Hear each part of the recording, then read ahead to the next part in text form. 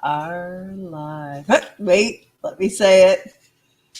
Good. Oh, see, it really just started. Good morning, humanity. Shenanigans. That's all I gotta say. Actually, we are early today. Yeah, surprise. Surprise. Got Let's coffee. do this. Right. Salud. Salud. Coffee. Salud. Get That's your for our coffee. Mexican friends. We have to say salud. Yeah. Yes, here's my froth. Yeah. See my froth? Isn't that just like beautiful? It is. Shenanigans. Yes. Even though we're early, she was stalling with shenanigans. Oh my God. Whatever. I think the computer needs to come another half a centimeter towards us. Well, maybe that light that's over there, that needs to go maybe this way a bit more. Oh, I found another shenanigan. Yeah, well, it's a good thing that I do these shenanigans because you don't do any of it. Right there. See that? That's the shenanigan right there. All he does is make coffee. Just so you know. Make fun of the shenanigans. He makes fun constantly, and it's not ready. I'm not ready. It's not right. It's wrong on every level. It's so funny. Yeah. So let me turn that down. Yeah, turn that down so we don't have some biofeedback or nothing. No, biofeedback. Oh my God. I need a couple more drinks of coffee if I'm going to listen to this shit. Shenanigans. So much shenanigans this morning. So yesterday was a special day. Very special day. It was? Yeah, for two reasons. Oh. I wasn't aware of this. I'm about to find out myself why yesterday was a special day. Well, no, it's actually very interesting because I God, my hair. I just see shenanigans. Not shenanigans. Okay. Oh God, Kevin, just get on with it. What? Seriously. I'm just following your lead of the shenanigans. So I had purchased a refurbished computer from the States. And it got shipped last week. And this is supposed to be exciting for people? It is, because this is actually very, very cool. Because we had, Ava had an appointment at 12 o'clock. So we decided, you know what? The computer was set for delivery between like 9:20 and 1:20. So it's just the morning. Big window, and during that time we're supposed to be in town for my appointment. So, and the signature was required, right? Yeah. So we decided to go to town, and I leave a note in the driveway for the driver. You want to talk shenanigans? This guy, when it's something that's important to him, he will go through the shenanigans to make sure that it's going to happen exactly the way he needs it to happen. Yes, exactly the way he makes coffee is how he treated this experience yesterday. So don't let him fool you. He makes it sound like, the shenanigans, all the stuff just going through. But I mean, to make sure that the space is right. No, but shenanigans, like this is a shenanigan. It was pathetic what he went through yesterday, just so you know. It was very So anyway, I've been without a computer for 2 weeks, right? So the amount of icons on this screen right here from her, she's the only one that knows where shit is on this computer. Because it's my computer. You see what I mean? All right. So anyway, this computer is scheduled for delivery tomorrow. We said, damn, we got to go to town. She has an appointment. Yeah.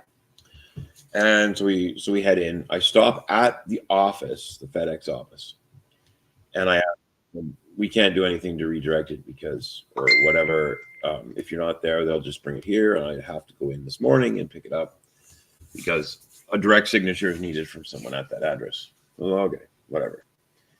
So we're going to go and do the appointment. I thought I shut my notifications. We go and do the appointment. And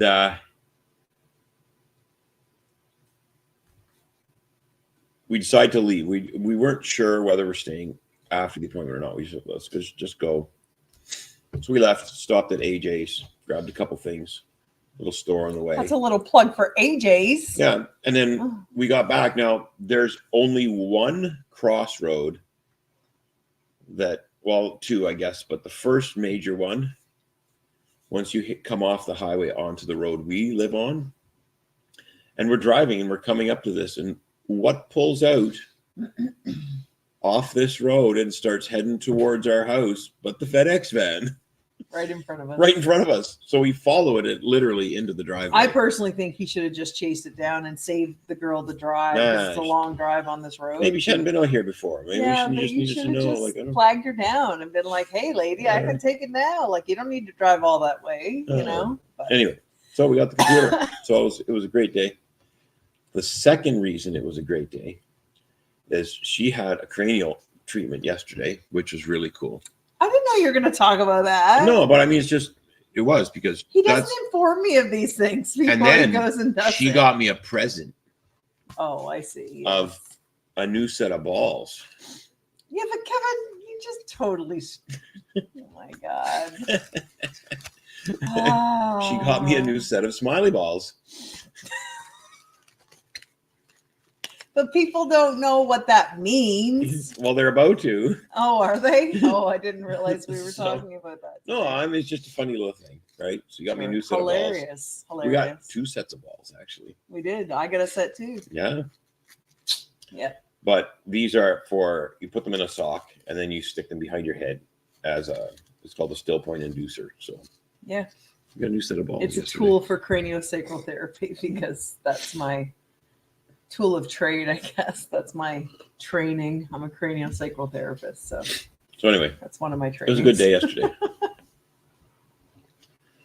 Yeah? Yes. Diane. Hi, Diane. All right. I was thinking about Diane yesterday, actually. Yeah. Excellent. So, yeah. So here we are. And normally when I think about people, I'll drop them a note. So Diane, you watching just makes me feel like we're connected, and you picked up the notice that I was thinking about you, so you're watching. And I was thinking about someone in Thunder Bay that I wanted to maybe sit down and have a coffee with. And who was that? Who was at the coffee shop?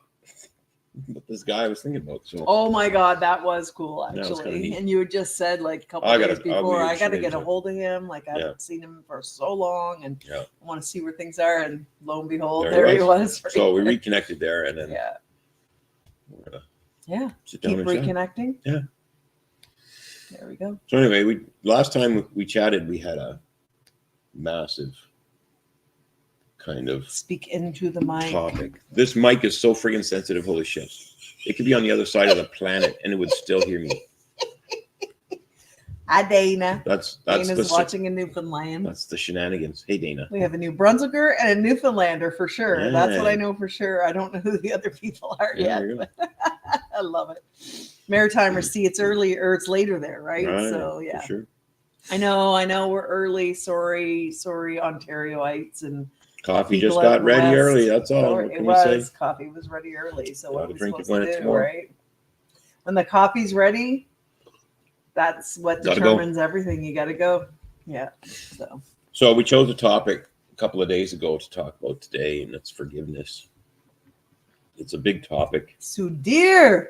Mr. Shetty. Mr. Shetty. Hello, Mr. Shetty. How are you? Love it. Sudhir is our friend from India. Yeah. In India. Yeah. And oh my God, it's been years since we've seen him. It's been 11 years. Wow. 11 years since we were in India. Yeah. Mr. Shetty. Yeah. That's good. And Kevin is allowed to do an Indian accent, by the way. That is not disrespectful for anybody who would jump on board with that and think that Kevin is somehow being disrespectful. No, I freaking lost where my heart is in India. So Kevin grew up in India, so he is very much allowed to do his Indian accent. He can even do Thora Hindi jante hai. And I say that especially when I'm cooking dosas and samosas. He makes great Indian food. Oh my God. Best authentic Indian food right here. Outside the authentic Indian food restaurant, of course. Of course. And we do have a very authentic Indian food restaurant. Well, there's a lot more of them. There's so many. Indians are taking over this part of Canada for sure. There's no question. Without question. Oh yeah. Like everywhere we go, it's East Indians. I say East Indians just to but it's cool because you can get samosas everywhere, which is nice. Yeah. Even on road trips, you can get samosas, really good ones too. Yes, Diane can agree because she has had your Indian food, Oh, so yeah. she knows how good it true, is. true. Yeah, she's definitely had it. Yeah, now we need to get to Newfoundland so Dana can have it, right, Dana? Yeah. It's in the plans. It's in the plans to working, make the drive. We're working on it. We're working on it. So yeah, it was very interesting because as soon as we sort of mentioned that we were talking about forgiveness, a bunch of people just sort of started offering their knowledge and insight and wisdom. Right? Are you gonna go there? Go where? You're gonna go there, aren't you? No, we don't have to. I'm just saying, like, it's a very interesting topic, and a lot of people. Well, it's a very touchy topic with a lot of people, actually. And why it should be a touchy topic, I don't know, but well, people it's a difficult task. It is a difficult task. It can be a very difficult task for people. Well, what I would say is that people like to talk the talk about forgiving, but not necessarily walk the walk about forgiving, because it is a doing, not a talking, right? It's an actual like taking action thing. It's a process. And I think a lot of people like to talk about forgiveness and how great it is and I forgive and da da da. But when it comes they're the first ones to hate. Well, just when it comes right down to it, they haven't really done the forgiveness piece. And that's just from 20 years of being a therapist. It's about letting it go, right? That's the thing. It's about letting it go. Hi, Velda. Yeah, it's about letting it go, right? Mm-hmm. So letting it go. And I don't care who you are. Let's be honest. I don't care who you are. Everybody is carrying around something that they have not forgiven someone for, right? Oh, now we have a Heartlandite right there. Yep, got a Heartlandite. Hi, Sheena. I hope people have their coffee. They better have their coffee. You better have their coffee. Coffee. Water's allowed to, by the way. And tea. So you know. Yeah, because I've got my great big thing of water right here. See? No, that's a stein. Right that's a stein of water right there. I like my water. But yeah, so the thing is, forgiveness is a very complex, I would say. Very complex, yes. Very complex subject. And I know there's lots of different versions of forgiveness because, you know, the Christians might have their way of believing that forgiveness should be done. I want to ask you, is there a way in your mind that you think it has to be done? Right? Sorry. Does forgiveness have to be done this way? Right? Whatever way you think. Feel free to comment. Like, we don't mind hearing what you have to say because we actually would love to hear what you have to say about it. I don't know if there's any right way or wrong way, because it comes down a lot to the individual that is tasked with the job or the task of forgiving, right? It is work. It is a job. It's work. It's work to forgive. There's a lot of dynamics that go around this. I mean, even right now, if you sit and think about yourself as you look in the mirror, right? Who does that? I'm going to guess that most people sit and look at themselves in the mirror, but they don't talk to themselves like they should. All right? They're just shenaniganing it or whatever. You're telling people they should talk to themselves in the mirror. Well, they should definitely gain some metacognition maybe and think about what they're thinking about. Oh, throwing the big words out there. Yeah, thinking about what we're thinking about maybe. Yeah. So, I mean, this is, if you look in the mirror, can you forgive yourself? Oh, Kevin, that's beyond forgiving. It's often, here's my experience with that whole thing.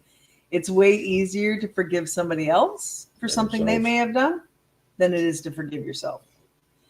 And most people don't even think that they're supposed to forgive themselves or that they need to forgive themselves for something. Because here's the thing. How often do we just put the blame outside of ourselves? oh, well, it's something he or she did to me, right? Yes, I forgive you. I can forgive that person for what they've done to me. Okay. But have you forgiven yourself for the role that you played in that? Mm. Oh, well, but they, no. See, the first thing that we do is that we take the victim role, right? We assume It's the so victim it's role. so easy to do that, right? Yeah, to play It's the so victim. easy to do that. My hair, like, I swear to God. Like, Shenanigans. there we go. That's bugging me. But we do. Shenanigans. Kevin, stop. We take on the victim role. And when we take on the victim role, hi, Steve. Good to see you. I also see Sean. You're Nice not to see late. Sean We're early, watching. so Sean you're is off the somebody I hook. have not seen for like decades. You're off the hook, buddy. No Yeah. problem. But you It's better have okay. some coffee, though. That's the thing. We forgive you. Had to say it. Yeah. So yeah. So forgiveness is a big topic. Think about the energy that's wrapped up in that, Yeah. right? Not letting that stuff go. Think about the energy. I bet if It's any of you tremendous. that are watching right now, yay, Steve's drinking espresso. Good for you, Steve. Excellent. We have espresso in here too. But honestly, sit right now, those of you who are watching, and ask yourself, what or whom in my life do I still have resentment towards, or have any kind of, when you think about them, you get a bad feeling in your gut, you know, or it just doesn't, yeah. It's a feeling thing, right? So if there's anybody that you can think of in your life that you still feel that way with, you probably haven't really forgiven them for whatever may have transpired in the past. That means the energy's stuck. Yeah, you're holding it in you. So throughout history and recent history, there are countless examples of really nasty things happening to people. Yeah. And you mean trauma? I mean like serious traumas. Yeah. Well, all traumas feel serious to the people that are experiencing them. For sure. Yeah. And I'm not downplaying anything because it's an individual experience, right? Yeah.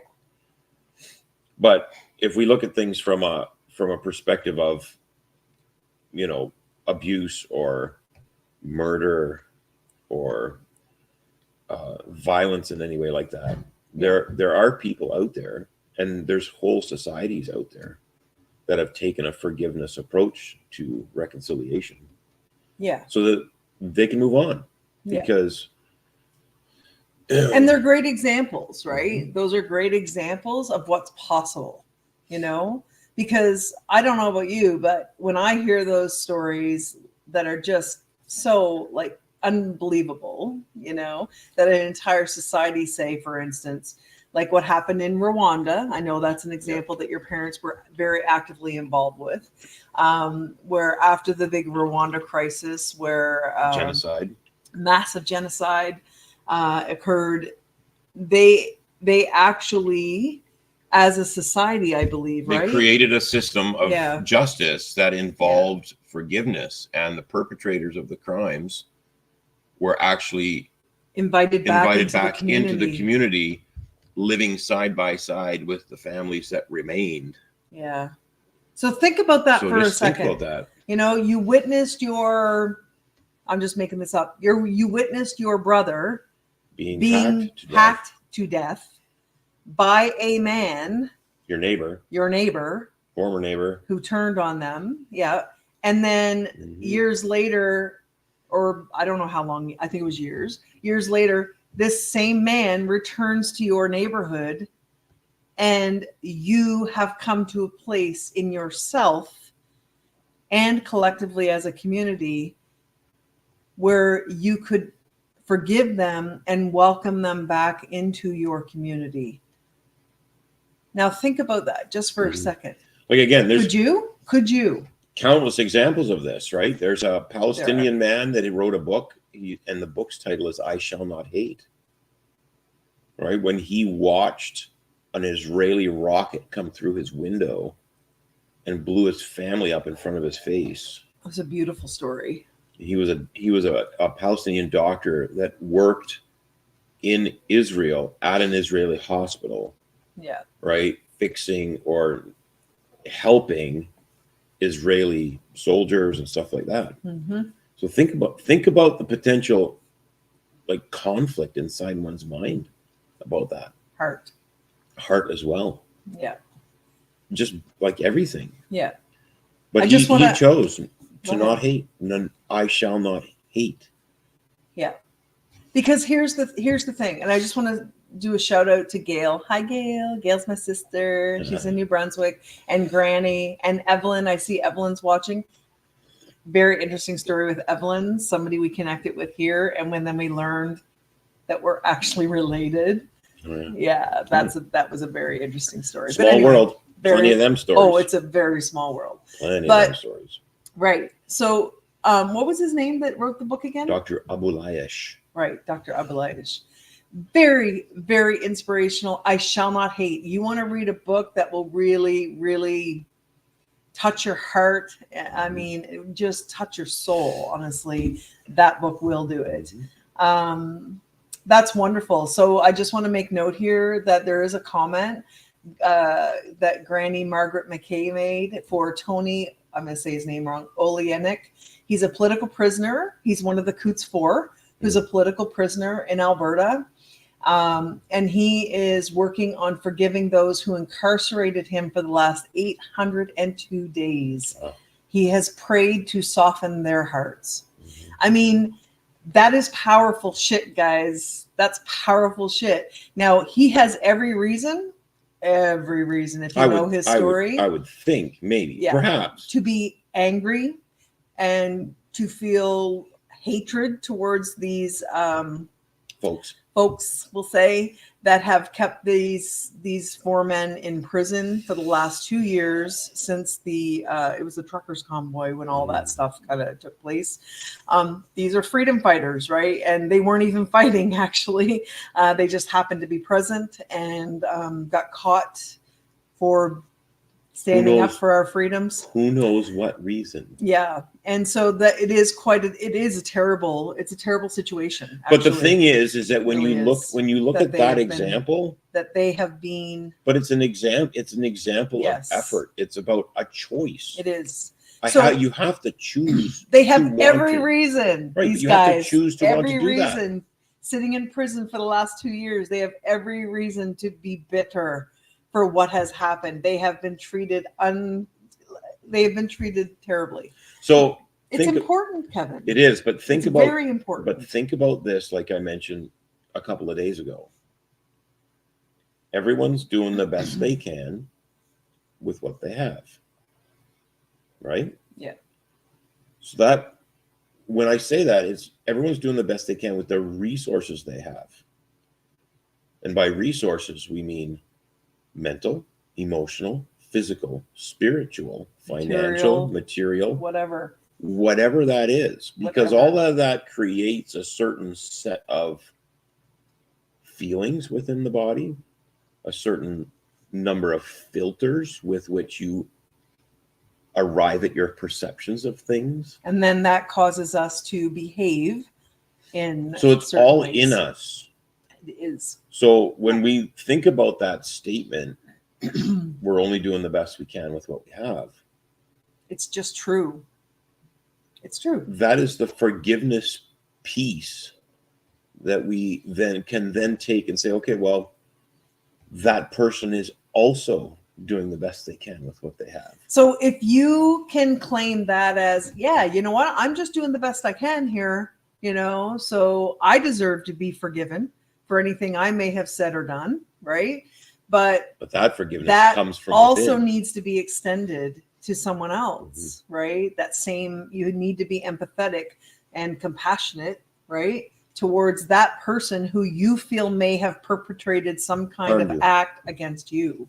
So that's why we bring up these examples, right? And thank you, Margaret, for mentioning the Coots 4, the guys that are in prison and they're working on forgiveness, because that is key to their own wellness, right? See, this is the piece that so many people forget or aren't even aware of. They aren't conscious of when it comes to forgiveness. Forgiveness is not for the other person, okay? Forgiveness is not for the other person, because I hear this all the time, and we've heard this multiple times when we work with clients. We hear, yeah, but they don't deserve that. Do you understand what they did to me? Do you understand how horrible of a person they are? They're terrible people. Okay.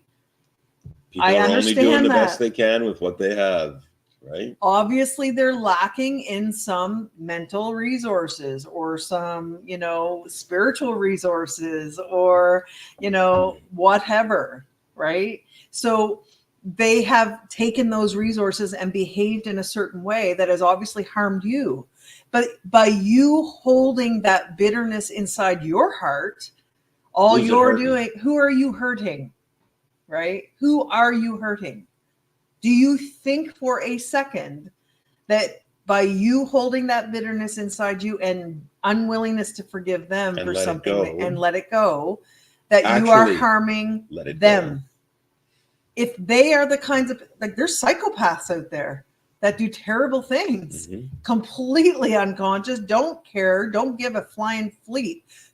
That isn't even a word, is it? Is this the censored episode? No, and it won't be edited. But they don't care how they treat somebody else because they don't have the consciousness so for who's it, right? the act of forgiveness for? Right. Who is it for?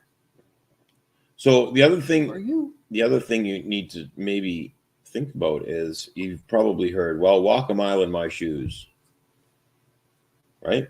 Mm-hmm. Walk a mile in my shoes. The interesting concept to that is, if everyone's doing the best they can with what they have, resources that they have, if you had the exact same upbringing, exact same set of resources, and exact same experiences throughout your entire life as that other person, would it be reasonable to say that you could potentially act the exact same way, given the exact same set of resources? Da, da, da. I don't know. What if? If you, what Kevin is saying essentially is, if you grew up in that same environment with the same parents, we'll say, like the same set of circumstances, if you had the exact same experiences as that person, right? Maybe you would have turned out that way as well. Same way. Who knows? Maybe you would have. And it's a what if question. It is, because the reality but is, everyone's doing the best they can with what they got. That's right. Including you. And it just so happens that the quote that's coming to my mind when you say that is, when you know better, you can do better. It's a choice too. Right? When you have new resources. So when you know better, you have new resources, then you can make different decisions. Then you can feel differently. Then you can behave differently, right? Yeah. But please understand, this is a really heavy topic, by the way. Like, I just want to acknowledge that. It's a super heavy topic. Forgiveness is for you to release all of that pain and potential hatred or bitterness, whatever it might be, to release that from you. Okay, it is. And I remember when we interviewed back in 2016, 2017, I don't remember what year it was. Randy Gage? No, well, Randy Gage talked a lot about this when we interviewed him, but also Sean. Yeah, she did Project Forgive. And I remember her using this quote, and it was, and I'm just paraphrasing it, but it was basically, forgiveness is the apology, is accepting the apology that you may never receive. Yep. Right? Yep. It's accepting the apology that you may never receive. That's right, Dana, and that's a good point. And thank you for saying that, because I want to touch on that too. Forgiveness does not require that you forget. And forgiveness also doesn't require that you welcome those people back into your life and be in relationship with them again. That's a different story. We're talking. You can if you choose, whatever. You can if you That's choose. choice, right? Yeah, we're talking choice. That's right. And oftentimes, what that requires, though, is for the other person to acknowledge, right, to make some movement towards responsibility in what they've done. But let's face it, you can forgive loads and loads of people in your life who don't even know that they've caused you harm or aren't willing to accept responsibility for the fact that they have done anything to cause you harm. But it's not about them. It's not about them. It's not about them at all. It's about you. That's right. That's right. But the forgiveness is about setting yourself free. That's really what it is. So the cool thing is that there's a lot of tools out there that people can use to truly let it go. Yeah. I just want to say hi to Lori. Lori's an old friend back in New Brunswick. Yeah. So hi, Lori. And Maureen as well. Mm-hmm. Hi, Maureen. Been a long time. Yeah. Yeah. So anyway. So there are a lot of tools, and there's a lot of tools that allow or help and assist a person to truly let it go, because I believe that this shouldn't be everyday work. Mm-mm. This shouldn't be everyday work. You can certainly add it to your intentions every day. No, if you want to, but then what you're doing is you're just keeping the narrative going. If you're forgiving the same thing every day, you're keeping that narrative and that energy going because you're adding that focused energy onto it. Well, I think that let's learn the lessons from the experience. Yeah. Make the forgiveness, choose to do that. But you also need to feel it. Okay. You gotta feel it and then let it go. Yeah. This is where I like to bring things into the body as a body mind practitioner for the last 20 years. Let it go. It's super, super important to change the feeling in the body. And I mean, because we can do lots of mental work, talking through stuff and thinking that we've made change here, like at this level, right? But if we don't bring it down into our body and feel the change in our actual physical bodies too, that is where, to me, that's where it's really at, right? That's when you can, and that's why I say, then you can test where if you think of that person, right? And you can even think about the event, right? Where you believe they've harmed you, and you don't have those same negative, really powerfully, I'll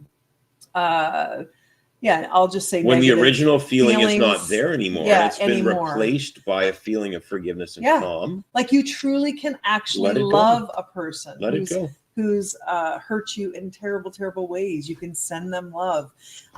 So one thing I really have noticed in the last, I don't know, several years is that there's a lot of Dana. Oh my God, Dana. He's being funny. I forgive you. What did I ever do to you? We had a lot of fun together. I will say that in the past, but but here's the thing. People, yes, Laura, you're right. We have been through a lot together since we were kids, right? Growing up as neighbors and everything. Like we've been through a lot. And you know what? This is what a lot of people might not know about me. I'm actually glad that there's some people from back home that are watching right now, because is it okay if I share like a couple things?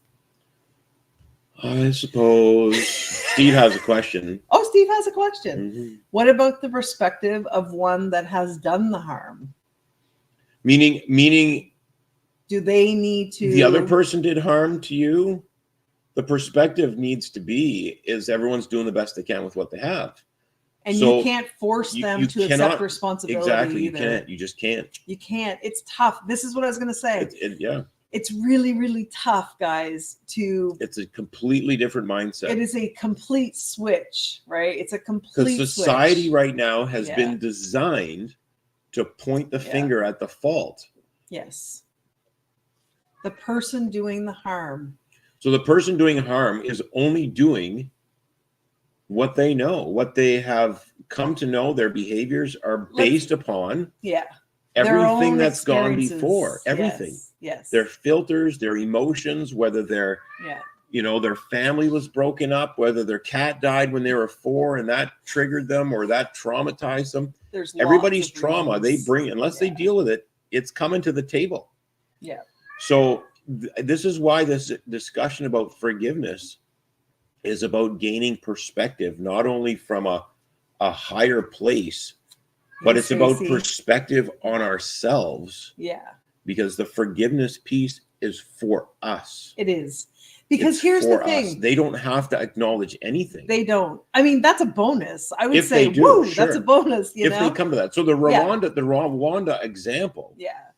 Right? The Rwanda example is like that. So there was a process that society put in place to allow people, not only the victims of, or the people that witnessed the crimes or were victims of, but the perpetrators of the crimes, right, to come to that place of acknowledgement so that the forgiveness can happen on both sides. Yeah. Because people needed to be reintegrated into communities. Otherwise, you would have a completely fractured society. That's right. Right? Because you can't pretend that. Like you cannot pretend any of that. Forgiveness of the people who hacked your family to death. Like, and live beside them every day, you know. But like it's, you again, can't fake Steve, that. it's not about excuse. No. Right? It's not about excuse at all. It's about understanding. See, here's the interesting thing about the way life goes, is that every decision and experience that we have ever made, that you have ever made, whether we perceive that to be good or bad, positive or negative, light or dark, doesn't matter what your frame of reference is. Every one of those experiences or decisions puts you right here in this room right now. Right where you are. Right where you are. In this moment. Having a coffee. Right now. Chatting with us. So whether we see an experience or a decision as being negative, that's just a judgment. And it's a judgment based on our own perception of whether it is or not. Who says it's negative? But you can't begrudge any of it because it's put you right here and you're maybe on the journey. Yeah. And it's about understanding that everyone's doing the same thing. And you might not like it in the moment. Doesn't mean you have to like it per se. Pleasant. You know, like oftentimes what happens with us is in the moment, we might be experiencing something that we're like, oh, damn it. You know, like we didn't want that to happen. That wasn't what we planned. It wasn't what we expected. Or I don't like the way that person treated me necessarily. But every time we look back on it, we're like, you know, they were just doing the best they could. If you're in a circumstance where you need to come back together in some way. Yeah. Right. Then there does need to be acknowledgement from both. There are ways to handle that. Oh, yeah. I would suggest you read the book Crucial Conversations. Yeah. And that very good book. Very, very good book because it deals with tactics and a way to have these difficult conversations that could end up being that, right? Yeah. Absolutely. But still, at the end of the day, it's our own shit. It is. Right? It's our own stuff. So if we feel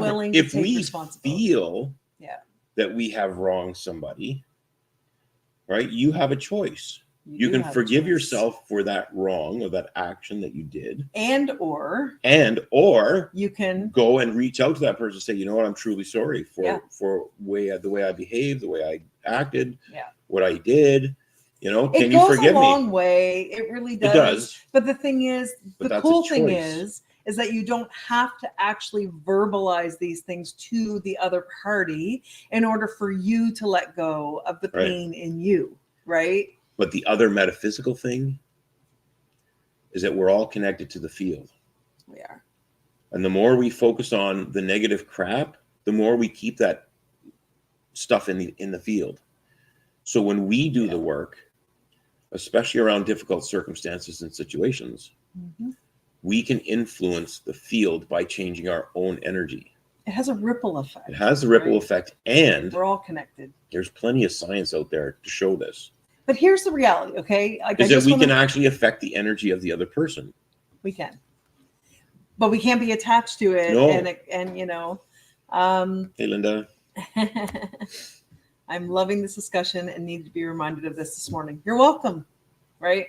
You're welcome. See, everything in Linda's life, right up to this very moment, good, bad decisions, uglies, whatever, it doesn't matter, brought her right here. That's right. Right. So this is a perfect example. It's not a coincidence. Thank you for being here. It's not a coincidence. Yeah. So here's the thing, okay? I want to bring this down to like the nuts and bolts, right? Of, do you want to let Diesel out? Because he is crying to get out. No, he's licking himself over there. Our cat wants out. But I want to get down to the nuts and bolts, because here's the thing. So many of us will not go through the forgiveness piece, but we will still remain in relationships with people who have done us great harm. Okay? Now, that creates a conflict, because if you haven't forgiven them, truly forgiven them, okay? And I mean, this is a process, okay? This is a real process.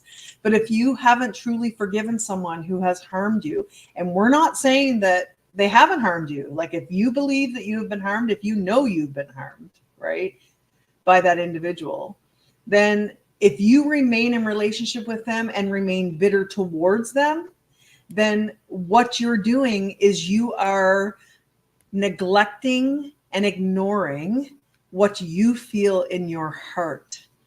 And here's what I'm going to share with you. If you stuff those feelings down, if you suppress those negative feelings and do not let them go, here's what happens. They make you sick. Becomes physical. It becomes very mental. The body, right? The body, the mind listens. Your immune system listens to the internal dialogue that's right. going on. So, and it does not necessarily know the difference between what's real and what's imagined. It doesn't. Right? It does not. It does not. So trust me when I tell you, being a therapist the last 20 years, a mind-body practitioner working with people at this level, I can tell you, I've worked with thousands of people over these years, and I can tell you, right, we both have, and I can tell you right now, that's right, Linda, thank you for that. Dis-ease means dis-ease, all right? So doctors are great. They make lots of diagnoses, and they give lots of pills for said diseases. And, you know, you get cancer. Where do you really think cancer comes from? Where do you really think it comes from?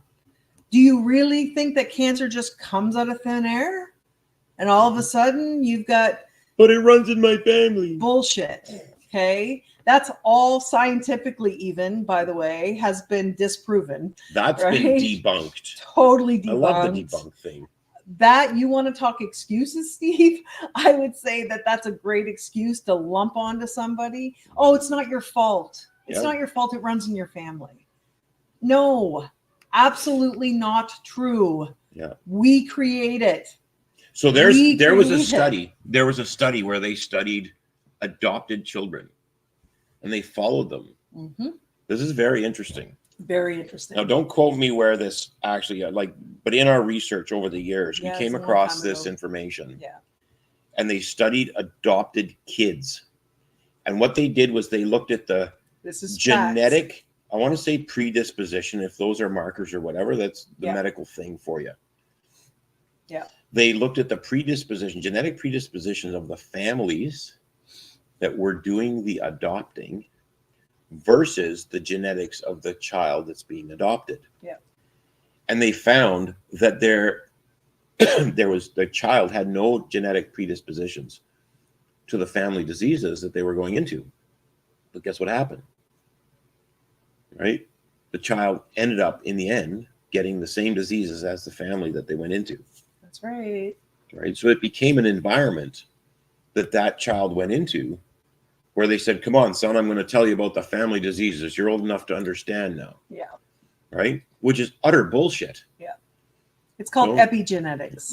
And science in your has just environment, proved all of this right now. So it's not truly genetics, it's environmental. It's environmental. Right? So the thing is... mental, emotional, physical, spiritual, what people say around what you eat. Right? If you're being lifestyle. Born into a family that loves, No, Yeah. I mean fanatic about the Boston Bruins, right? And the baby is wearing Boston Bruins things, and the cat's names are Boston and Bruin. Kevin. And, you know, I'm just. He's referring to a family member, my family, by the way. Yeah. But think about this: Yeah. in that we get told yeah. how to behave and how to act, and we get told the rules. Yeah. When we come into this planet and we join a family. Yeah. That if you want to be part of this family, part of this community, part of this school, part of this church, part of fill in the blank, it doesn't matter. Yeah. This is how you have to be. So if you want to be part of this family, you have to like X team or Y team or B team or play whatever. Hockey. You got to play hockey. You got to do this. Be conservative politically. You or gotta, however. Whatever. Think about it. Yeah. Take your pick. Think about it. We are told how to be. Yeah. And this includes watching everybody around you growing up, taking drugs for this ailment or that ailment or whatever. Yep. And it's like, ooh. Because I keep hearing things like diabetes runs in our family. Yeah, who's heard that before? Hypertriglyceridemia. Oh yeah, all my brothers have it. Yeah, you all grew up in the same damn environment. Imagine you all took on the same habits, right? Eating the same food. Yeah, you all same mindset, same mindset, energetic environment, the whole bit. So the reality is here's the cool thing about what we're talking about right now, okay? Because it still ties into forgiveness. But the cool thing about it is that there is a cool thing. There's a cool thing about this. Cool. And here's what it is.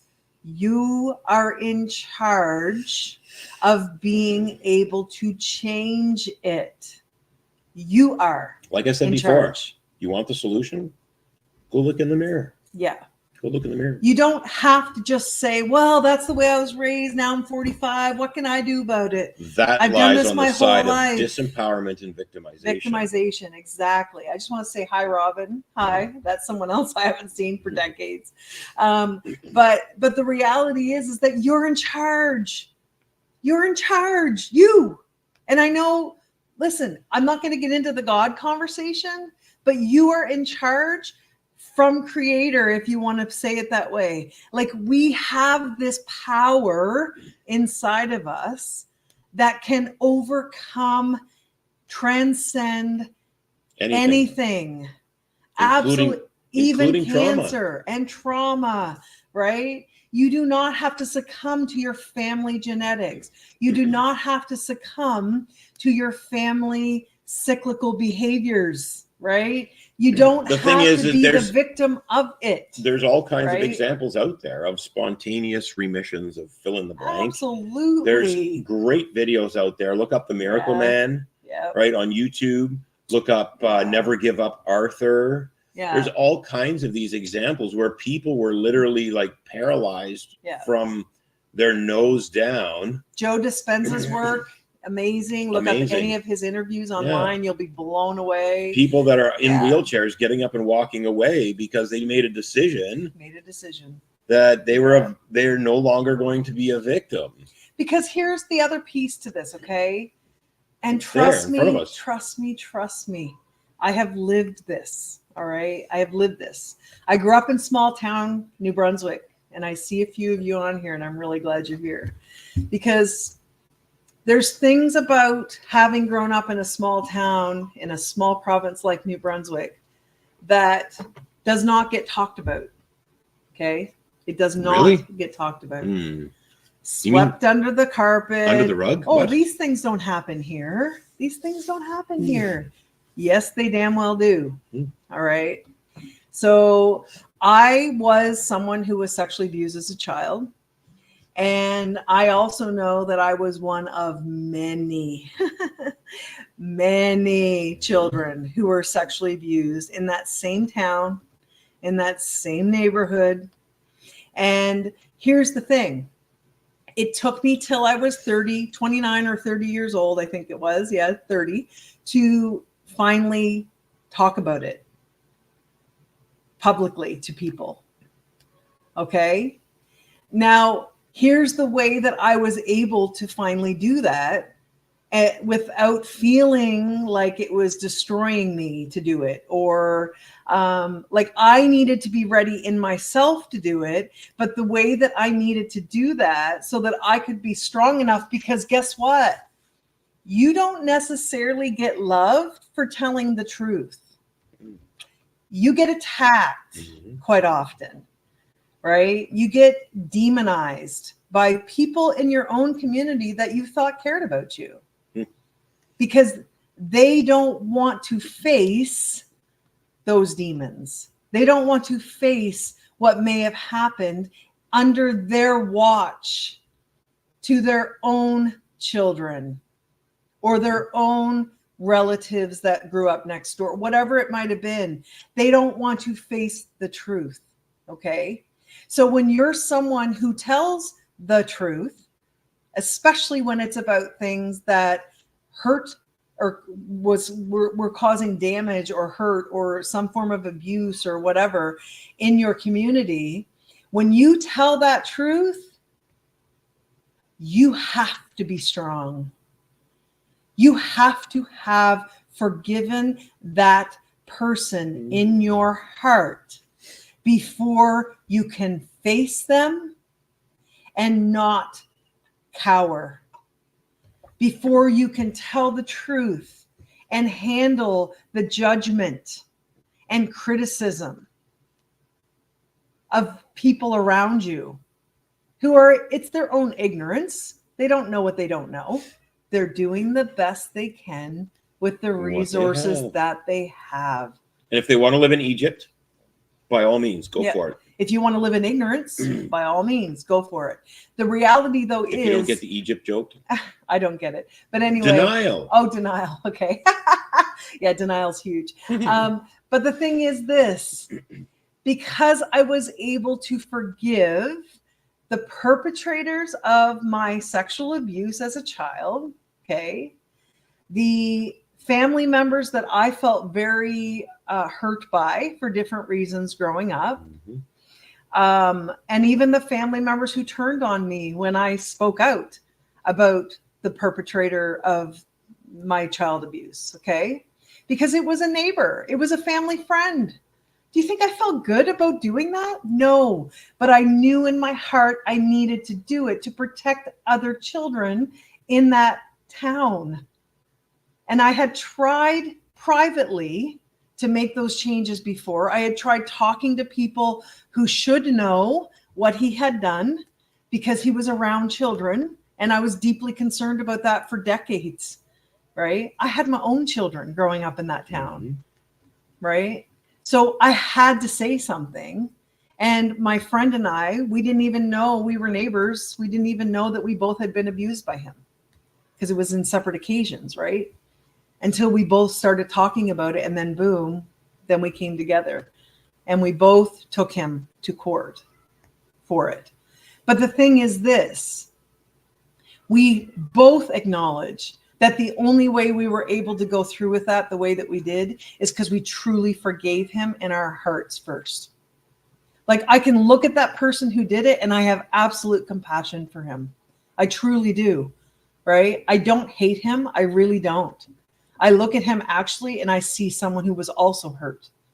Someone who was hurt, and I'm pretty sure I know who was doing the hurting in that neighborhood. Everyone's doing the best they can. He was abused as well. I know damn well he was.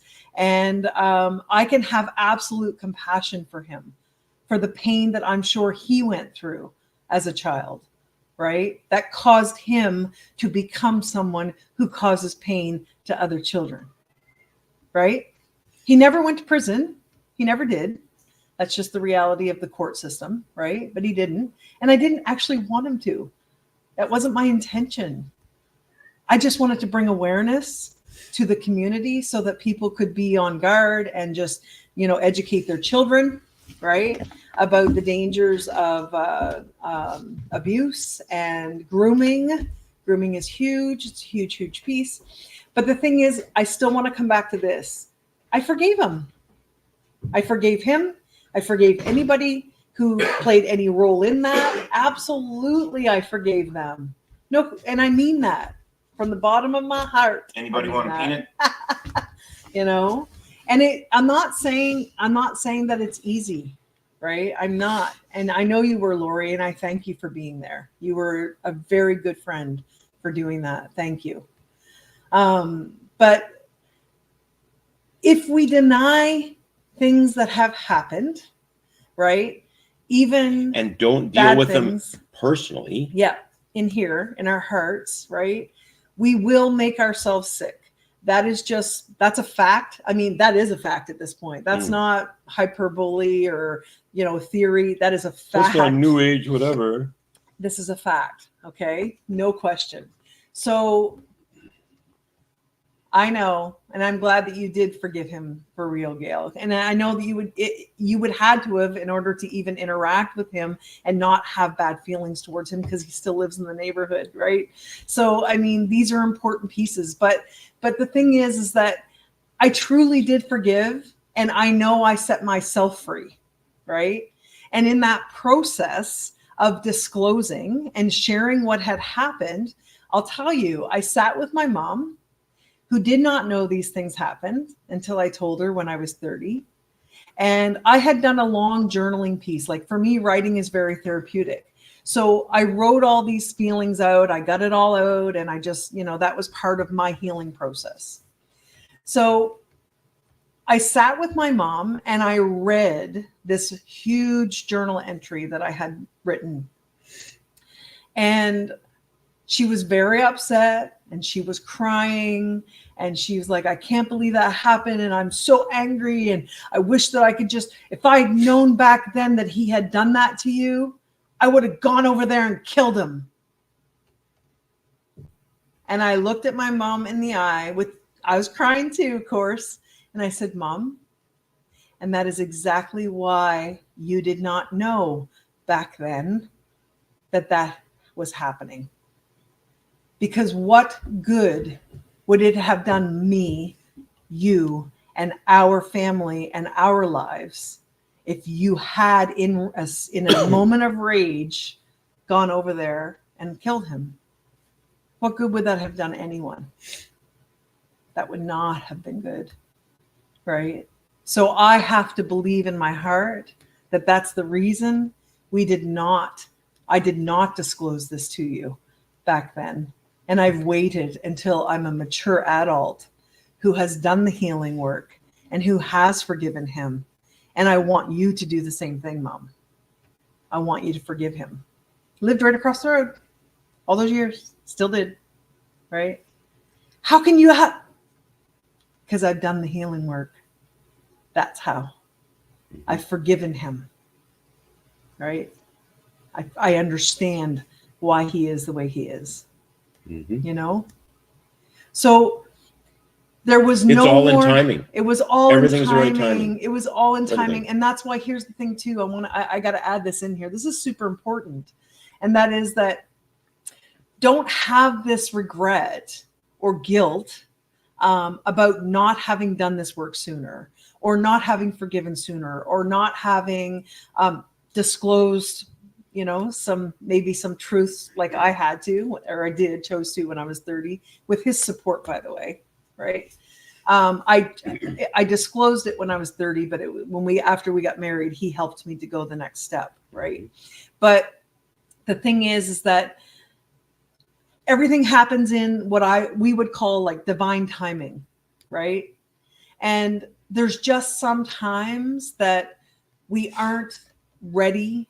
We aren't able, we don't have the right maybe environment. We don't have the right support systems in place. We haven't done the right internal work, or we don't have something, okay? We don't have some piece or pieces that will allow us to even explore our past traumas enough to know what really happened, or why do I really feel the way that I do? What's causing this? Or, because. So the cool thing, cool thing about the unconscious mind, is that it knows all of this. It does.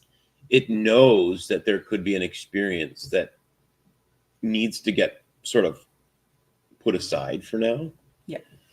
We'll just take that and we'll just store that it over away here for now, because this little girl, she's Not not ready. ready to deal with Not that ready. truth yet. And then what Yeah. it'll do is when it knows you're ready, it'll bring it up again. Now here's the challenge though, right? Because when it starts coming up, we have to acknowledge it. Okay.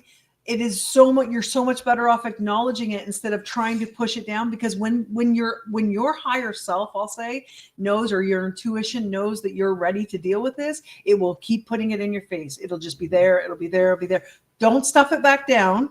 Okay. It's time. It's time. That means you are a strong enough individual and the circumstances are correct for you to acknowledge that pain. So then it's time to get out your journal and start writing, you know, listen to your music and express yourself that way if that's what you need to do, you know, tell your husband or wife or whomever is your best support system. Go looking for someone that has tools to help you. Yeah, or go looking for someone who has the tools to help you work through it. But either way, it is showing up for a reason. It is showing up to be acknowledged. Emotions, pains, traumas, whatever, all these things, they need to be acknowledged. It's like it's like the Back to the Future moment with Marty McFly.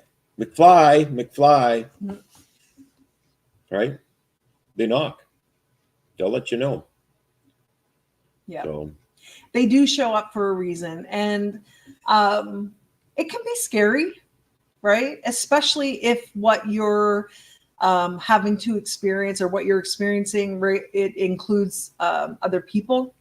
And maybe through your own healing process, it means that those other people might need to be informed or exposed for the harms that they've caused. For instance, like I've said, with the child abuse or whatever.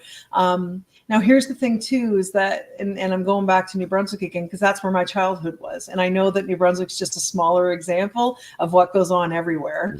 But I remember having a client who was a psychologist, and she shared with me a statistic that just blew my mind, because I had shared with her what had happened to me, because we had a great relationship and we were chatting one day when she was on my table.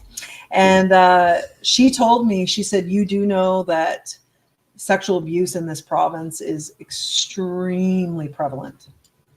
And I said, well, I guess, I mean, when you're a child who is abused, you just kind of think you're the only one. You know, you feel kind of lonely and you feel isolated, and you feel like you kind of hope that you're the only one. You hope nobody else has experienced that. But she said, oh no, it's extremely prevalent. And this would have been in 2003, 2004. She shared this with me. And she said, actually, she said the current statistic, the most recent statistic, is that 30% of families in this province that we know of still experience incest. And I was like, no, don't tell me that. And she's like, but that's the fact. And I'm just like, oh my God, like what in the hell? You know, we got work to do. We got work to do. We got a lot of work to do. We have so much work to do. This is not acceptable. Absolutely not acceptable. But you know what? I think we're coming along. I do think change is happening for the better. But it is. See, the thing is, a lot of light has been shone on this kind of behavior. A lot, like the from child the highest levels all the way down. The light has been shone on it. Yes. And the tolerance level by good folk is 0. Yeah. We don't have tolerance for it anymore. No. So the idea of trafficking human beings, or sexually abusing children, for whatever purpose, is absolutely unacceptable. It is. It is. Absolutely it is. Totally but here's the piece that we want to talk, because we could talk about that stuff in another time. Topic, maybe. It is. But here's the piece that we want to bring to your awareness with that. Yes, there is a more of a societal awareness about abuses and trafficking and all these kinds of issues. Like, no question there is. There's documentaries being made about this stuff all the time. The piece that I'm more concerned about right now, like in this talk, is, are you shining the light on your own inner pain? Are you acknowledging that which you're holding on to in you? Are you acknowledging that? Because if you aren't acknowledging it, it is so important for you to understand the damage that it is causing you, even if you're not aware of the damage that it's causing you. So just imagine for a second a little analogy or metaphor. And that is, all of us are in the river of life. And we're just flowing along. And some of us aren't flowing. Some of us found a route, a really good route to identify with. And we're hanging on to that route. And what's happening is that all the water is pushing, and it's resistance. Yeah. Right? And figure that route could be a trauma. It could be an experience that involves a number of people. Yeah. But you're hanging on to it. Right? That's right. So what if? What if? What if? It's just a question. What if? What if you just let go of the route? What if you did? What if? Oh, I would find another route for sure. I know people say, I would find another route. Well, guess what? Fine. That's fine. That's your choice. Grab the other route, right? Look at that route, acknowledge it for what that route is, and then let go of that one too. It's a process. There's no question. Yeah. Ogres are like onions, right? You mean you're smelly and you make you cry? No, donkey, layers. Yeah. We're like layers, right? We have to peel them off one at a time. We do. And we do. Whether it's peeling layers or letting go of roots, whatever. But I do hope, my hope is that by sharing this with you today and my experience, right, of being sexually abused as a child and, you know, disclosing that and coming out with all that in a very tiny community that was not necessarily the most receptive about it. You think? Some people anyway were not. But I hope that it gives you permission. I know it gives you permission. It will give you the permission 100%. that maybe you feel you need. You know, some people just need permission, or they need someone else to tell them, right? That's just a fact. People need permission to know that they can heal themselves. Yeah. I hope that by me sharing that it remember, gives you permission to do the same thing. And I used this example before, maybe on the first show that we did, but it's highly relevant. Yeah. And that is I overheard a conversation between a doctor and a patient. Oh, you've already told this story. I know, but it's highly relevant to tell it again. The doctor asked the patient, so tell me, who's taking care of your heart? Let that one sink in. Yeah. And then go look in the mirror. Yeah. So this is where society has been led to. We have been trained and programmed to become a very victimized and dependent society where we do not necessarily, we're not taught these things growing up, you guys. Like we aren't taught how to, you know, stand in our power and how to be brave and courageous and speak our truth. You know, we aren't taught to take responsibility for ourselves. We instead are taught to play the victim and blame those bad people out there for hurting me or for you know, victimizing me. They did something to me. And let's go there. Ex-husbands, ex-wives, right? It's all their fault, right? I hate to tell you, it's not. Two to tango, folks. Takes two to tango, right? And I know that's hard for some people to hear because but he did this to me. Doesn't matter. Doesn't matter. If you are still blaming that other person for the reason that you feel the way that you do, you will never let it go because you will be waiting for them to do something. I don't know what that something is. Whatever it is you've decided in your mind equals, okay, now I can forgive them, right? Which you probably never will if you maintain that attitude. But so long as you push it outside yourself, you can't control it. You can't. You are giving your power up to somebody else or something else. Or something else. Because of the weather. You know? It's because of the traffic. For how you feel. That is powerlessness. That's what that is. It's powerlessness. And trust me when I tell you, we've been through the family court system. We've been through divorces, both of us. Okay. Luckily, mine went pretty damn good. It was pretty easy, actually. But I mean, we've been through it. We've been to court several times for different things, unfortunately, you know? But the thing is that if we held on to the feeling that we're being victimized, right? We wouldn't be able to get any resolve in that in ourselves. We would be waiting for some result outside of us in order for us to feel better or to feel at peace or to feel resolved, to feel, yeah, right? If we can't put that, we can't put that on other people. No, think to yourselves. How many times have you said, hi, Stacy. How many times have you said up here, if only? Not what if only, fill in the blank. If you've ever had a sentence start like that in your mind, you need to take a look at it. Yeah. If only.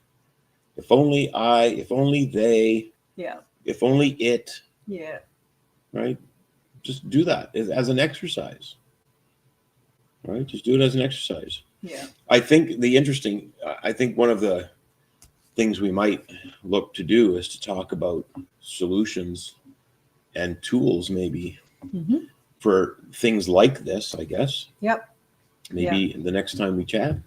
Well, I think it's just like, because some people get lost, right? They're just overwhelmed and they get or we get so stuck in our victimization that we're just like, no, but you don't understand. You don't know how much she did to me. You don't know what happened. It's like, yes, I do understand, right? I understand your trauma was terrible. I totally get it, right? I'm not taking away from what happened to you when I suggest that you could still forgive it.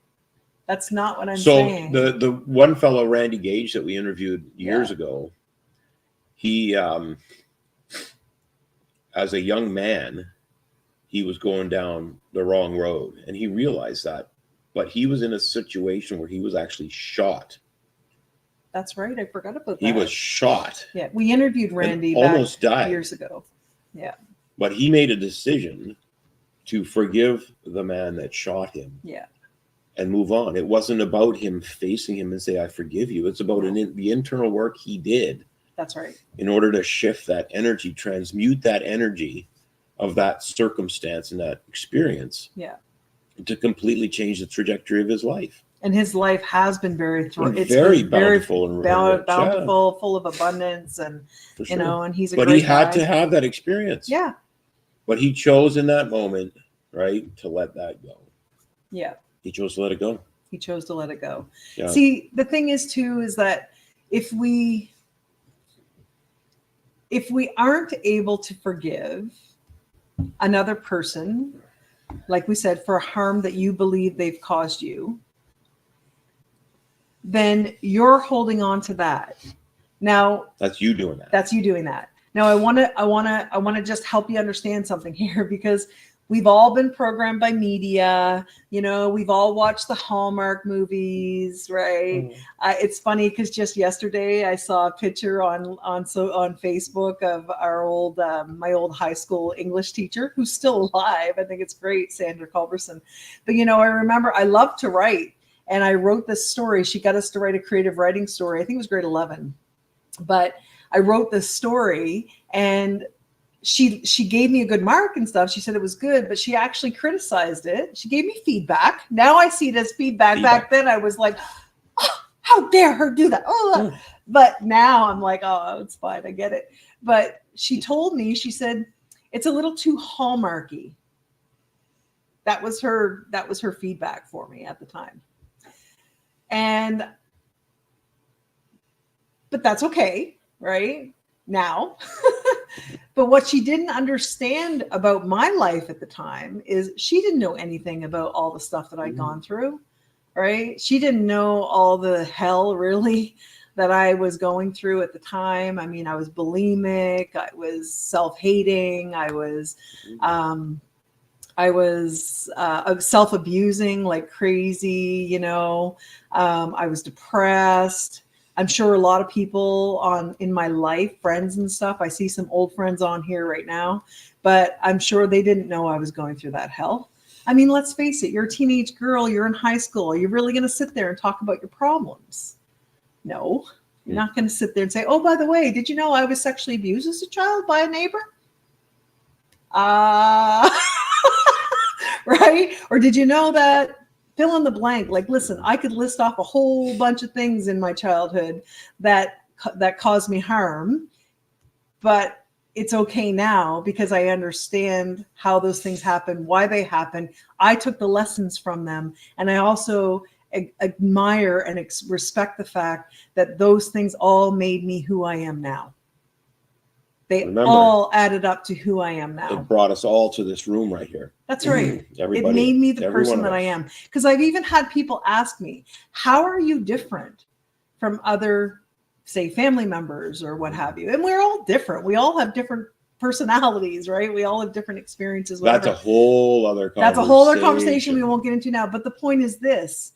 I believe, and this may piss a few people off who know my family, but this is just my perception of it, right? Because we did experience a lot of the same things because we grew up in the same house, right? We had the same parents, you know? But the difference, I believe, is now I understand. Without getting into the deeper conversation. Yeah. But I did have a near-death experience. I have died. I died when I was 3. So right? what would that do?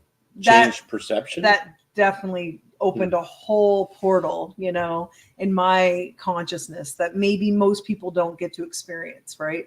When they're living. But I had a near-death experience, you know. I was just give me a second. Sorry, I'm losing my words here. But I was born of a 13-year-old child. She was a child, right? So I was carried inside the womb of a self-hating 13-year-old girl. Think energy here, folks. Right? Energy. And I've gone back, trust me, we've done lots of work on this. And I mean, I've gone back and re-experienced being in that womb. And we'll go back again. And we will, because there's another piece we discovered yesterday that needs to be healed. But I've gone back into that womb and I have re-experienced being that little tiny baby inside that 13-year-old's womb. And let me tell you, it was not a pleasant experience. It was not pleasant at all. She was terrified. She was self-hating. She was self-judging, judged by community members as well. So she was dealing with like the persecution from the community for being a 13-year-old pregnant. You know, there was just on and on and on. And every single negative thought that she was having while I was in that womb felt like a great big punch in the gut. Right? I literally felt like being that little baby. I was being punched like this the entire time that I was in her womb. This is without question proved by science that what happens in the womb, right, is a direct experience of what's going on outside. Yeah. There's no question about that now. Yeah. So and think about that. Maybe you know someone that's pregnant that you can maybe say, listen, careful what you're thinking, what you're saying. Don't thinking, feeling, acting, whatever's going on. The environment around that womb. Trust me. There's ultrasounds that show fetuses feel it contracting when there's an argument outside. Yes. There's that little tiny baby inside the womb can take on the beliefs too of things that are happening around them as well. So just be mindful of that. So I hope that me sharing that little piece with you shows you that those things impact you. Okay. I think, but here's the thing. Here's the point I was getting at. So I could list off multiple things that I feel that I have been a victim of. Reasons that I could be bitter, reasons that I could be hateful, negative, depressed, reasons that I could feel like I have a right to hurt somebody else, right? For what they've done to me. Payback. Right? I could list off lots and lots of things, but I do believe that the difference that happened with me, again, this is my perception of it, but I do believe that the difference is that I was always seeking my healing. I was always looking for those ways to make those wounds that I was holding on to, okay, make them transmute into something positive for me and my life. Lessons, learning, perspective. Always I was doing that. And I was hella determined that I wasn't going to raise my kids in the same way. That and again, this doesn't mean that I'm like saying that my family's terrible or that my parents were not good parents. I'm not saying any of that. Only doing the best they can. That's right. In fact, I'm saying the opposite. I absolutely loved my family. And to this day, I love my family. And they may be shocked to hear that because unfortunately the relationship is not good. But the thing is that I don't hold hate in my heart towards anyone in my family for anything they may have done in the past or may even be continuing to do. Because I understand they're just doing the best they can with the resources that they have. That's just a fact, right? That is just the truth. So the cool thing is that there are options, right? Yeah. There's options for doing this. Yeah. And one thing that I don't want to suggest anything to anybody, but if you're on a journey of self-discovery, a journey to want to get to the root cause and bottom of things, this is the promise that you can make yourself to do that. Yeah. Because if we waited till we were 100%, nothing would ever get fucking done. Ever. It's like I make fun of the shenanigans in the morning, right? Because it's, oh, this curtain's out of place. And oh my gosh, that wrinkle's not right. If we waited till all of that was perfect, we wouldn't be chatting here right now. That's right. And the thing is, the point is we're the same way. We are, and we've been through it all. And I just want to acknowledge a couple of comments here because they're really important and they're totally on point. Stacy said that, or you can take that as a survivor and learn and grow. Absolutely. No question. There's multiple examples of survivors of terrible things that have overcome and become so loving and just forgiving and just made it better, took that experience and transmuted it into something helping really others great do for the their same. lives. Absolutely. No question. And Gail, I love you too. Thank you for saying that. I love you too. And Lori, I love you too. And yes, your mom was my mom. Sometimes I wonder whatever I would have done without your mom being a couple houses down, because she was like a savior to me growing up. Absolutely. I loved Helen like she was my mom, really. But Stacy also mentioned I can relate and I love all of my family too. It doesn't mean I have to deal with their bullshit that comes to affect my present life. See, here's the thing. Choice. That is true. Okay. So this is not about forgive everyone for everything they've ever done to you and then go back and trust them again and be in relationship with them and, act like nothing happened. No. That is not what forgiveness is. That is not what forgiveness is. Forgiveness is in your own heart. You've got to get that right. Yeah. Okay? And you can still choose, because it's an intelligent choice to make, to not be in relationship with those people. You can still do that. You can still do that. Because 9 times out of 10, I hate that this is the truth, but it's been our experience as doing therapy with people, but 9 times out of 10, the other party does not acknowledge what they've done. Or they aren't willing, they aren't ready. They're not ready. They aren't ready to acknowledge or take responsibility for the role that they played. So I believe that in order for 2 parties to come back together, there needs to be an acknowledgement by both of the roles that they've played in that occurrence. And then they can work on forgiving one another and building trust again and building that relationship again. And that's a process. Yeah. But unless there's acknowledgement on both sides, Stacy, I agree. You can't necessarily be in relationship with those people. But there's nothing, and there's nothing to say that and you that's have okay. to. You don't have to. There are just some people who are really toxic. They're really toxic to be around. And they may never get it. They may never get it. But don't hold on to them getting it. Don't hate them for it. Because it's not about you. That's right. It's about them. It is their stuff. It's their soul's journey. right? But you can sure as hell love them from a distance. That's right. Because that's you can energy. love their higher self, their soul, right? Their heart deep inside that maybe they aren't even connected to. You know, maybe they're completely misled. But the thing is you can still love them from a distance, and understanding what's the key to forgiveness? What's the key to forgiveness? Well, it's acknowledging for starters. It's acknowledging, but it's also accepting they did the best they could with what at they the had. time. No, at the time. They're doing the best. As did you, as are you. That's right. So that's the self-forgiveness piece. Yep. In all of this. Yep. Because while we may have played a role in a circumstance that we really didn't like. Yeah. Right. We have to come to terms with that. Right. Yeah.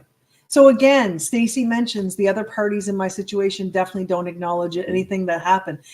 That happens so often. You can't control that. You can't control that. And that's why you need to do the forgiving in you. Because if, again, I'll say this over and over and over again. If you are waiting for an acknowledgement of responsibility from another party for hurting you before you let it go in yourself, before you heal that in yourself, you may be waiting a long time. You might be waiting forever. Forever. And in the meantime, you're just hurting yourself because you're holding on to that anger and it's in your tissues and it's going to come out as cancer. Or something else. Or some other chronic disease. That's what happens, you guys. It suppresses your immune system. It gets trapped in your tissues, and eventually, because I feel it at an energy level when I work with people. I can feel the energy trapped in people's tissues, the emotions that are trapped in people's tissues, even before they become physical manifestations in their body, right? For instance, I told my mom 2 years before she got diagnosed with lung cancer to go get her lungs checked. And when she did finally get diagnosed with lung cancer, I said, Mom, I told you to go get your lungs checked 2 years ago. She said, I did. They didn't find anything. Oh, and that's because what my mom was actually holding on to that impacted her lungs directly, and then the rest of her body, but it was really her lungs where it all happened, was grief. She was holding on to the grief of the loss of her siblings that she could never get over. She could not get over it. And she told me that that was the worst grief she's ever experienced in her life, was losing a sibling, right? So grief collects in the lungs. My mother died with metastatic lung cancer. I don't care that she was a smoker. None of that mattered. It didn't matter. It's about what we're holding on to. She could not get over her grief at all. So next time we chat, we're going to share some tools, right? We're going to talk about tools and possibilities, because that's ultimately what it is about trying to expand our choices and our options. And we're going to talk about root cause, and we're going to go there because that's a super deep subject as well as this, to be able to discover how we can actually make the shift energetically. Yeah, it's so important. And I know so many of you watching, it's not a coincidence that you're watching today. It's not. There is something in your life that you need to heal. There is some forgiveness in yourself that you need to let go of. No matter what it is. And if only. Yeah. Right? Yeah. Ask yourself those two questions. The if only is the biggest one if you're in a discovery. Yeah. And then ask, what if I'm able to transmute that? What if? What if?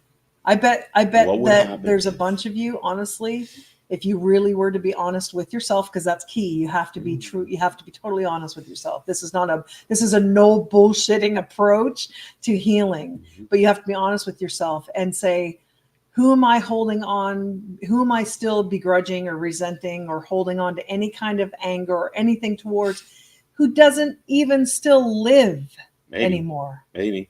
Who's long since dead, and you're still holding on to shit? Do you think that person matters? Do you think that person who's dead cares? I got a story. No. I got a story.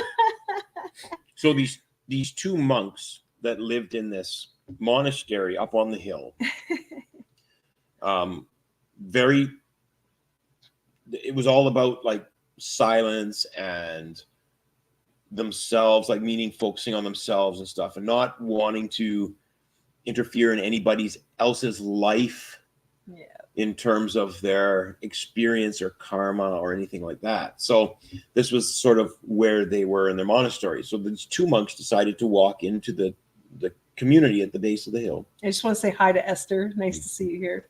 And as they were walking, they came to a little mountain stream that was, you know, fairly wide, and there was a woman standing there, and it clear that she was apprehensive about going across and didn't think she could get across on her own. Yeah.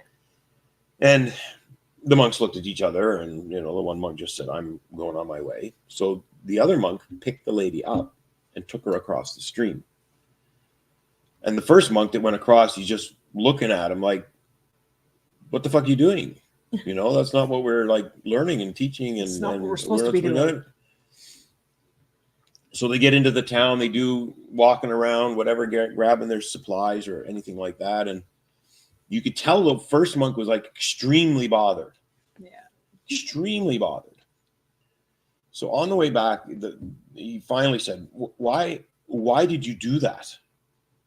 He just couldn't take it anymore. He had to take say it. something. Like, why did you do that? That goes against everything that we thought. And the other monk looked at it and says, "You're still carrying that? I put her down as soon as I got on the other side of the stream, and you're still carrying her?" Yeah. It's a heavy, heavy, heavy weight to carry around, you guys. Truly is. So it's time. It's time to let it go. Time to let it go. Now, here's what I want to do. I know we've been on for an hour and a half. It's a long one. It's a long one today. A long coffee. Yeah. You know what? I still have a little bit, though. So because I still have a couple sips. I'm done. Yeah. Well, you're going to stick around for a few more minutes. But here's what I would like to do, okay? Anybody who has any questions, I would like to stay on for a couple more minutes. And if anyone has specific questions, we're willing to answer them to the best of our ability, okay? So if you have a specific question you want to put in the comment section. Give me one moment. Okay. But go for it. Right. We're more than willing to answer it because we have lots of experience with this. We have lots of experience with our own healing process and forgiving, and also helping many, many other people do the same thing. So I just want to kind of open it up. And Lori, no, stop drinking that Coca-Cola crap. Oh my God. You're still drinking that all these years later. Oh my goodness. Well, you know what? Here's the thing. Yes, that might not be the best thing for you as far as like, there's lots of reasons why that's probably not the best thing, but here's the thing. I would rather see you put your focus on letting go of your grief for the loss of your parents.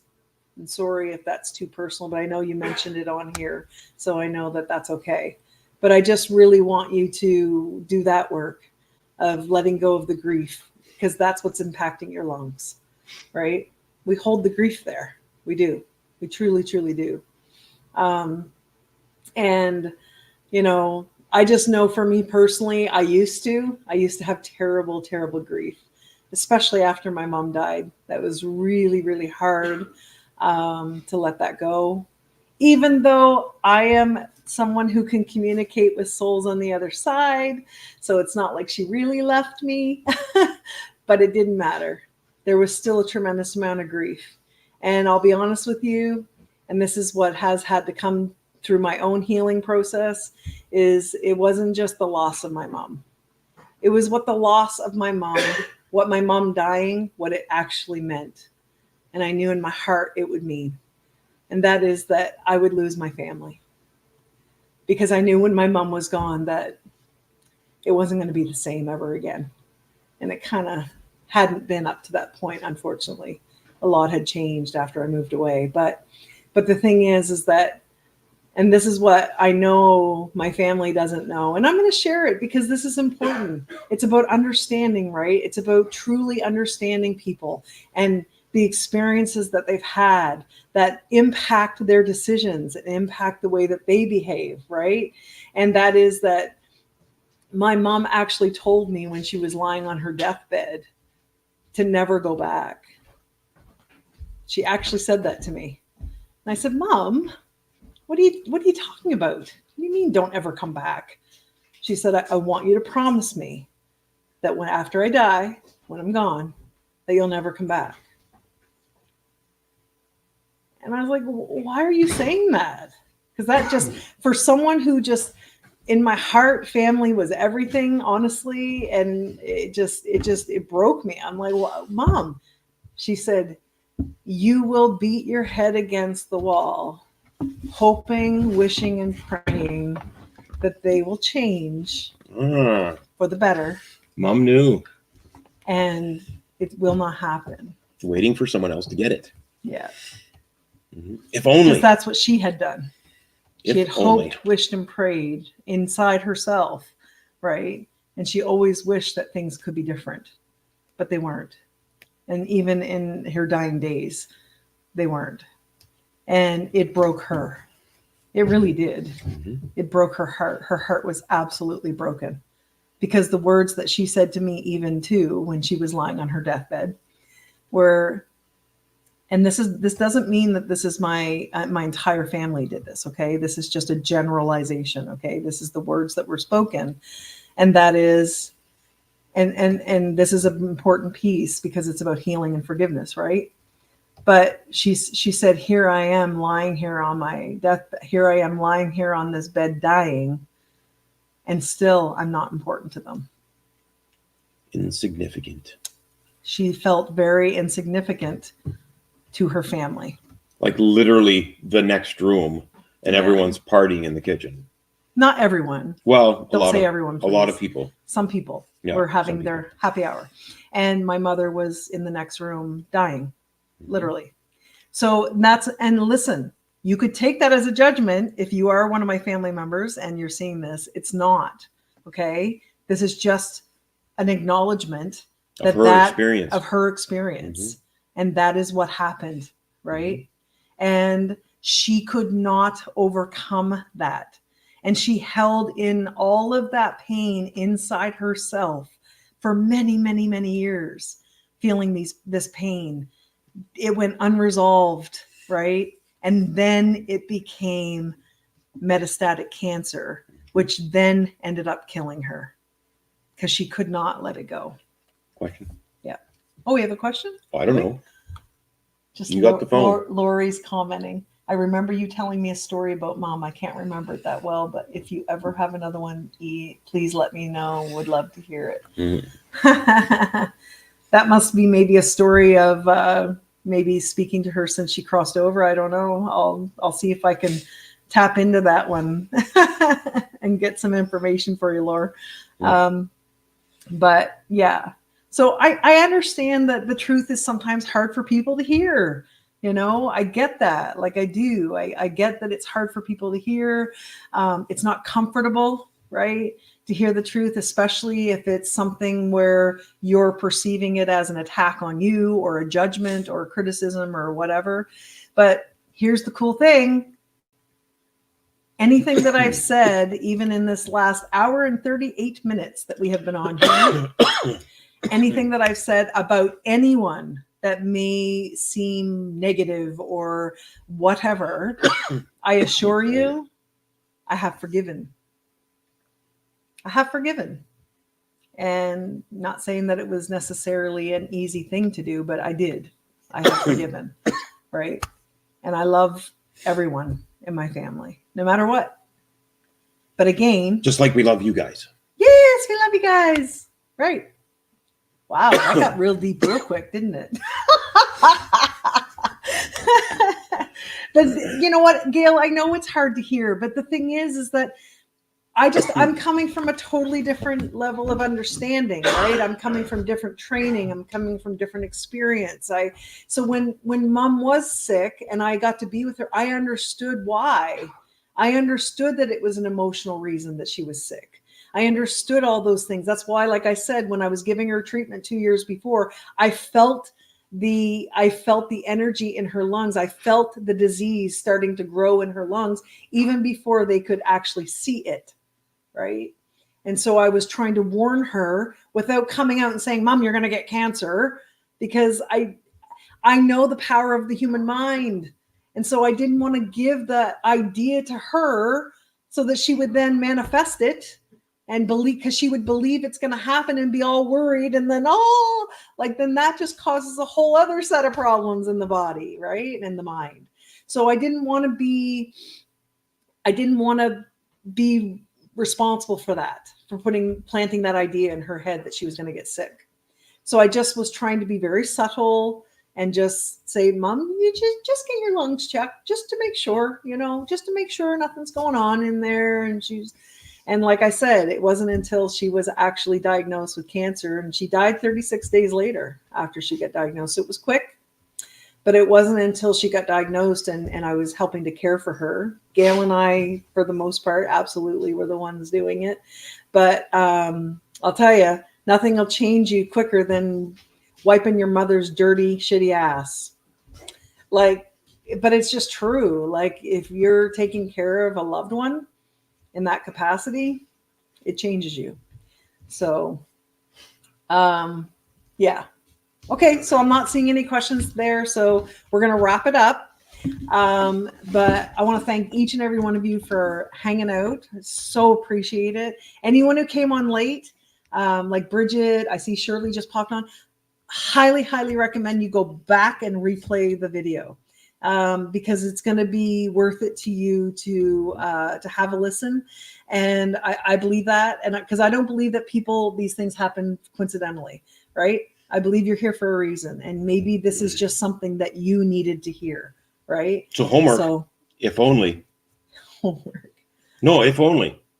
If you're willing to take the next step in discovering what the onion layers are, then if only. If only what? Well, for the people who just came, ask yourself the question. If only because the topic today is forgiveness. That's right. But we know that that's for ourselves. So ask yourself, if only, fill in the blank. If only I had whatever, if only someone else would, if only if only they. Yeah. Because you have to look about what you're focusing outside yourself on, yeah, in order to understand what's going on inside. So yeah. It's up to you. It's in here. You can do it. Oh, for sure. You can do it. Plenty of stories of that. So yeah. Well, I feel like I'm a living example that it's possible to forgive most anything. It really is. So yeah. Okay. So we're going to shut up now. It's been an hour and 42 minutes. Again, thanks everyone for being here. We're going to do another one. I think, are we going to do Saturday morning? Or are we going to do Sunday morning? Because Saturday we kind of have a lot going on. Do we? Yeah, if we want to go into town. And, right. Yeah. So why don't we make it Sunday morning? Yeah. We're going to do something different. So we'll do it Sunday morning. The goal is to hit it up at 9:30 Eastern time, but today it was 8:37 when we finally got started, and so we 37. Were early. 8:37. I remember seeing the clock. That's the only reason I say that. But anyway, we'll shoot for between 9 and 9:30 on Sunday. That sounds fair, right? Ish. Eastern time. Ish. Yeah. Anyway. Okay. So that's my story and I'm sticking to it. Right? Thanks for joining us. I know many more will see this, which is good. Share it wide. Bye-bye. Yes, please share it. We'll see you next time for coffee. See you on Sunday. Bye.